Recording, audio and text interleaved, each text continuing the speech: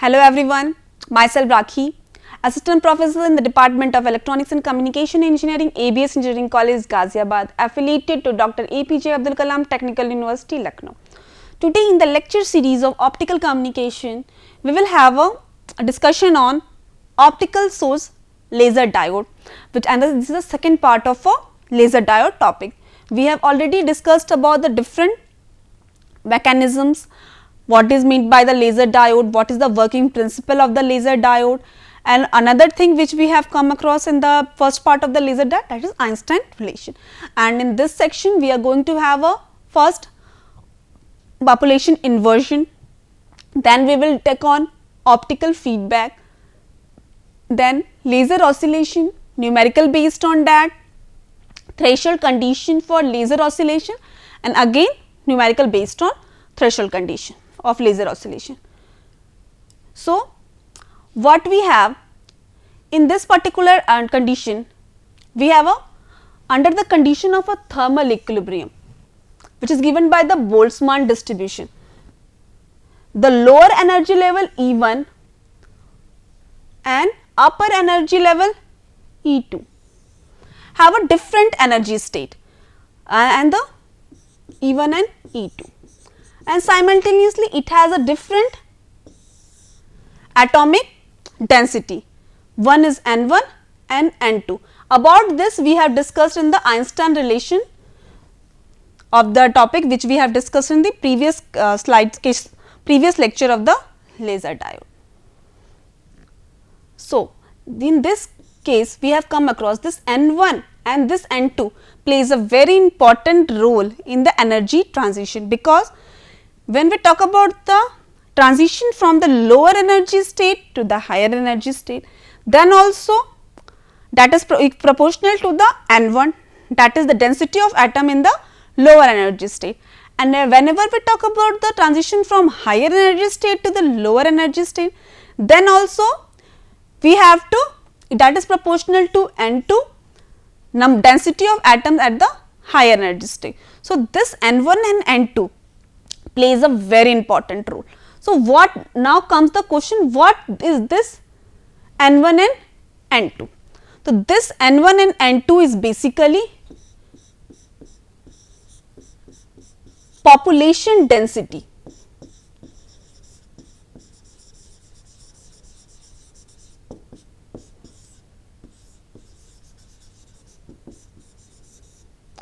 This is basically population density, and it is a very important condition for achieving the optical amplification. So, to achieve optical amplification is to create a non-equilibrium condition, because during the non-equilibrium condition only transition can take place. During equilibrium condition everything is in stable condition. So, to achieve for achieving optical amplification, we have to disturb the stability of the atoms first, and this can be achieved by disturbing the equilibrium condition of the E1 and E2, that is of the lower energy state and the higher energy state, such that the population of the upper energy level is greater than that of the lower energy. So, how we are disturbing the stability of an atom? By doing something that we are increasing the number of atoms in the higher energy state from the lower energy, that is we are creating this condition, that is N2 should be greater than N1, and this condition is known as the population inversion. Again I am repeating what is happening in the normal condition. Both the atoms at the lower energy state and the higher energy state should be same, that is N1 and N2 should be equal to same at the condition of equilibrium, but at the condition of equilibrium amplification process can't be possible. But our main motive of using the laser is what? We have to amplify the signal, we have to do the optical amplification, and this can be achieved only by creating a non-equilibrium condition. And one of the process to disturb the equilibrium condition and to create a non-equilibrium condition is to increase the density of atom at the higher energy state from the lower energy state, that is N2 should be made greater than N1, and this condition is known as the population inversion. And population inversion plays a very important role whenever we talk about the working of the laser diode. So, if you want to include laser this population inversion in the working principle of laser diode, that will also be entertained easily, because without this population inversion also the amplification process can't be occur in the case of a laser. So, here what you are seeing, that even at having a density of N1, N2 having a density of having a density of E2. So, what is we are seeing, that density at the lower energy state is greater than the energy density of atoms at the higher energy state. But if we want to have a population inversion and we want to have a optical amplification, now we have to increase the density of the atoms at the higher energy state. E2 की हमें density we have to increase it. E2 की N2 is greater than N1, and that is represented here. So, this condition is followed whenever we have we want to have a optical amplification.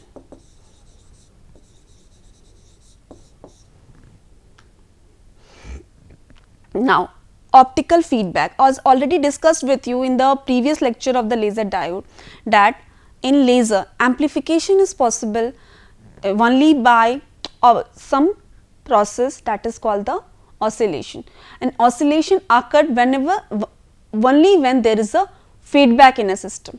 Again I am repeating, amplification again enhancement process occurs in the laser diode only by the process of oscillation, and oscillation occurs only when there exists a feedback in the system. So, we have to create a feedback in the system in the case of a laser. So, what is the optical feedback? Light amplification in the laser occur when a photon colliding with an atom in the excited energy state causes the stimulated emission of a second photon, and then both this photon release two or more, that is it is a continuation process. Once a photon excite the atom at the higher energy state, that is E2, to release a photon, and both of them are in same phase and form a coherent, but again this photon which is generated again excite the atom at the another atom at the higher energy state, and this is a continuous process, and one keeps on other and other keeps on other. Excitement is a continuation process. The continuing of this process effectively create a avalanche multiplication. You all already know, because this is a multiplication process. What is going on? This first stimulated signal provided by you, it excites a one atom and two photons are released. Again this photon excites one atom, two photons are released. So, from one we are saying that we are achieving 4. Multiplication takes place, and again same thing, from this one 2, from this one 2. This is called as the avalanche multiplication process, and when the electromagnetic wave associated with these photons are in phase, we can able to see that all these signals are in phase. So, and our photons are increasing, keeps on increasing. So, coherent signal is obtained, and also it is a highly coherent signal. To achieve this laser action, it is necessary to contain photon within the laser medium and maintaining the condition for coherence. This is accomplished, this can be accomplished by placing or forming mirror Mirror can be plane or curved at the either end of the amplifying medium. We have chosen one amplifying medium, and at either end of the amplifying medium we have provided the mirror. So, now see what this mirror is going to do. The optical cavity is formed is more analogous to an oscillator than an amplifier. This cavity which is formed now here is more similar to the analogous to the oscillator than the amplifier, as it provides positive feedback of the photon, positive feedback, strike and feedback occur, positive feedback by reflection at the mirror at either end of the cavity, reflection from the either end of the mirror, there will have a positive feedback, and whenever there is a positive feedback, there occurs the oscillation. Hence, the optical signal is fed back many times. So, this is a mirror here. So, the feedback process is in continuation many times while receiving amplification as it passes through the medium. This structure therefore acts as a Fabry-Perot resonator. So, what we are seeing here, that feedback is occurring inside a laser diode with the help of mirror, because mirror signal is striking and it is providing the positive feedback, and it occurs a number of time, and in the process it keeps on amplify the signals, and this structure is basically called as the Fabry-Perot structure. Let us have a look of this structure. This is the amplifying medium, this is the complete length of the laser which is represented as L, and from here we are getting the optical output, and from either end, from the both there is a mirror is constructed, and when a photon is strike, there is just a feedback. Now, laser oscillation. Since the laser structure forms a resonant cavity when sufficient population inversion exists in the amplifying medium of the radiation builds up and becomes established as a standing wave between the mirror. Already I have told you what is meant by the standing wave, because again I am repeating that for you. Signal is going from incident to receiving end, and some signal get transmitted and some get reflected. Now, first incident and the reflected signal combinedly form the standing wave. So, and what is going on here in the laser? Here exists a laser medium, lasing medium, which a medium which is responsible for the laser action, and this is the mirror.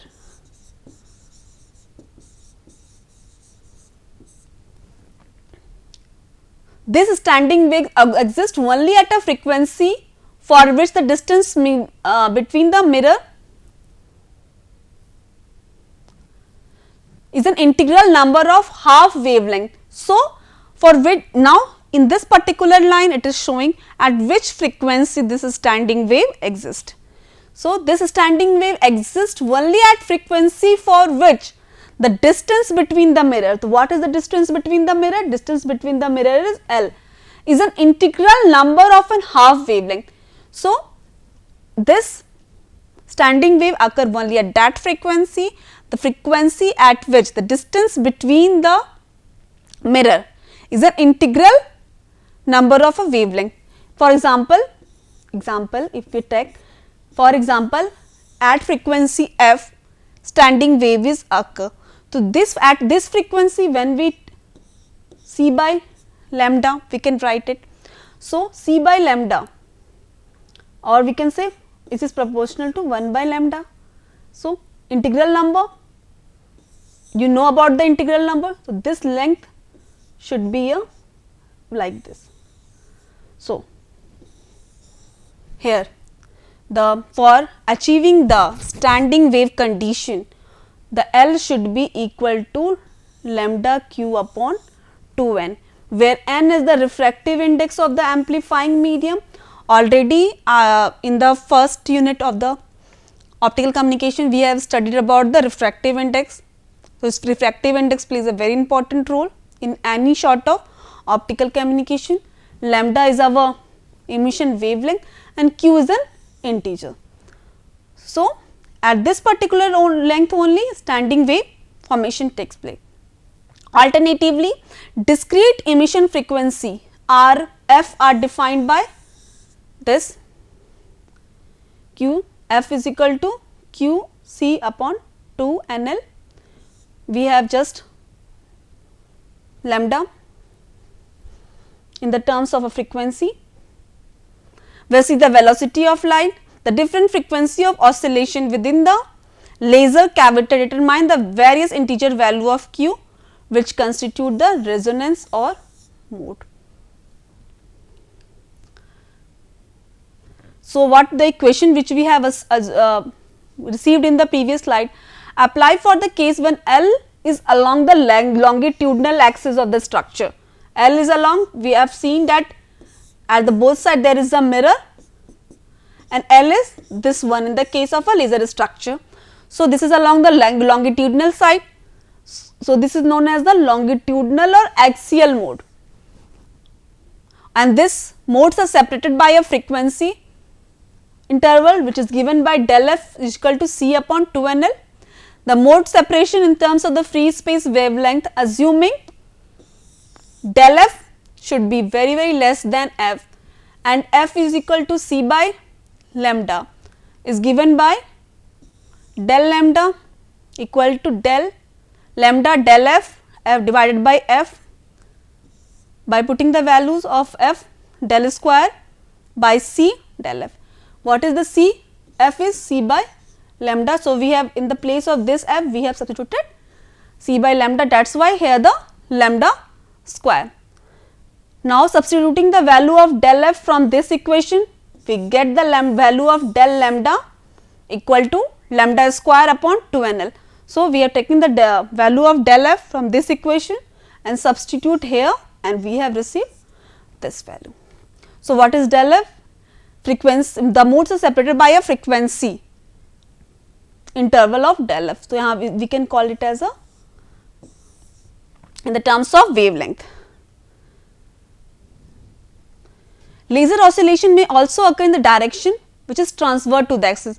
In the previous slide, we have talking about the longitudinal or the axial mode, but it also occurs in the transverse direction, transverse to the axis. This give rise to resonant mode, which are transverse to the direction of propagation. Waves are propagating in this, and now with this process we are getting modes in the direction which is transverse, and already you have known to you transverse means perpendicular to the direction of propagation of wave. Transverse means perpendicular to the direction of propagation of wave. This transverse electromagnetic mode which is created in the perpendicular direction to the propagation of wave are designated in a similar manner to the transverse modes in a waveguide. So, in the waveguide also the modes which exist is always in the transverse direction. We are talking about the TE mode, we are talking about the TM mode, that is transverse electric and transverse magnetic. We are talking every time we are talking about the modes in the transverse direction. So, the modes which are created here, the electromagnetic modes which are now created in the transverse direction are similar to the transverse mode of the waveguide. That is why you can able to see the diagrams of this wave is also in the same form. Optical cavity, waves, modes, TEM 00, TEM. If you recall the chapter unit 1, chapter 1 of this particular optical communication lectures, and that we have talking about the electromagnetic modes in the waveguide. At that section also we have come across the structure, and you can able to see that it is similar to that one. Now, let us do one numerical related to this modes. A ruby laser contains a crystal of length 4 centimeter, length is 4 centimeter with a refractive index of 1.78, L is equal to 4 centimeter, refractive index N 1.78, The peak emission wavelength from a device is, that is lambda is equal to 0.55 micrometer. Determine the number of longitudinal modes and their frequency separation. So, let us look at this formula, because now we are going to use this formula in solving this. Now, the number of longitudinal modes you can have from this, because q is an integer and it provides us the number of longitudinal modes. So, from that formula we have q is equal to 2 n L upon lambda. N is our refractive index, do not confuse it with the number, n is here refractive index, that is why q represents the number of longitudinal modes. 2 refractive index 1.78, L 4 centimeter, we are writing here in the terms of a meter, 0.04 meter, lambda 0.55 micrometer, 0.55 micrometer. Now, we are getting the number of modes as this. Now, frequency separation. The modes are separated by a frequency interval del f. So, you can have this formula, we can use that. So, del f is equal to what is given here, C upon 2 n L, C which is approximately equal to this only, 2 n L. So, this is our frequency separation of the modes, which is given by 2.1 gigahertz, and try to solve it on your own. Now, the threshold condition. So, whenever we talk about the threshold condition, what does it mean? Threshold is basically relate to a different distance, or when I talk about distance, for example, when I talk about threshold distance, that means system will start after reaching that particular distance, that is called the threshold condition. When we talk about the threshold voltage, in the case of any amplifier or any oscillator or any something input sources, when we talk about the threshold voltage, that means system will start only after reaching that particular voltage, which is known as the threshold voltage. So, threshold condition also exists for the laser oscillation. So, when we talk about the threshold condition, that means ki system will start after reaching that particular condition. So, let us see that is same in the case of a laser or not. It has been indicated that steady state condition for laser oscillation are achieved when the gain in the amplified medium exactly balances the total loss. Again I am repeating the lines for you. Steady state condition, the balance equilibrium condition can be, of course, can be achieved when the total losses is balanced by the total gain, when the gain balances the total loss. Hence, although population inversion between the energy level providing the laser transition, the population inversion is responsible for the laser transition, is necessary for oscillation to establish, it is not alone sufficient for lasing to be occur. Now, let us see how much how much conditions are required for laser action to be takes place. Previously, we have seen absorption is important, spontaneous emission is important, then we have seen stimulated emission is important, then comes what? Then we have seen population inversion is also important, and now comes threshold condition is also important, because this condition, population inversion, is not a sufficient condition for lasing action to occur. In addition to minimum or threshold gain within the amplifying medium must be attained. That is what is the another necessary condition? That is minimum or threshold condition has to be maintained. This threshold gain can be determined by considering the change in energy of a light beam as it passes through the amplifying. So, how can this be determined? By considering the change in energy as the light beam passes through the amplifying medium. For simplicity, all the losses except with those who transmission through the mirror may be inculcated into the single loss coefficient per unit length, that is given by this one. Again, we are assuming that amplifying medium occupies a length L as shown in the figure, completely filling the region between the two mirror. This L length completely fills the region between the two mirror whose reflectivities are given by R1 and R2. So, fractional loss on each round trip, what is the fractional loss? A fractional loss is given by R1 R2 exponential minus 2 alpha bar L. Furthermore, it is found that increase in the beam intensity can be increased by stimulated emission is exponential, and through which fractional gain is given by this one. Hence, we have this relation, and this is exponential, so it can be combined,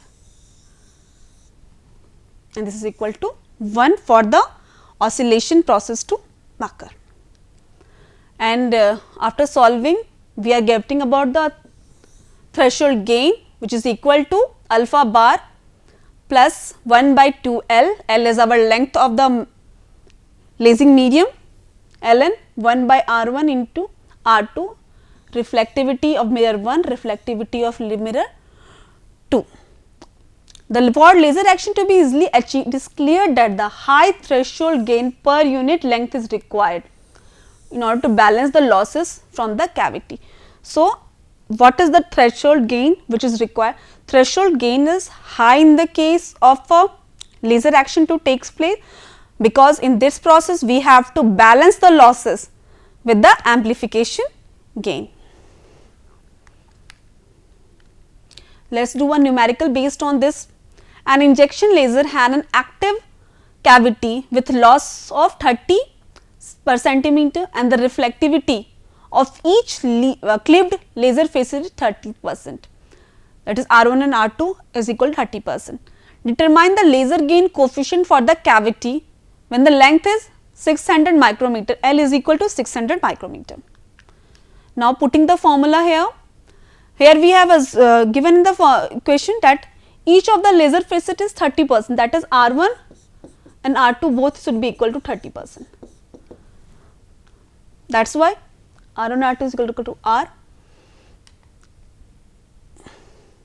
We have this formula, alpha, which is our loss, is given 30 per centimeter. So, we can directly put it here, 1 by L, L is given as the 600 micrometer, we have here. Now, 30%, that is our R. So, threshold gain which we get after solving this particular. The threshold condition per unit length is equivalent to the laser gain coefficient for the cavity, active cavity, which is equal to 50 per centimeter. So, here comes the end of a threshold condition for the. In the next section, we are to discuss about the types of laser, and the most important type of that is the injection laser, which will be discussed in the next class. Thank you for attending today's class.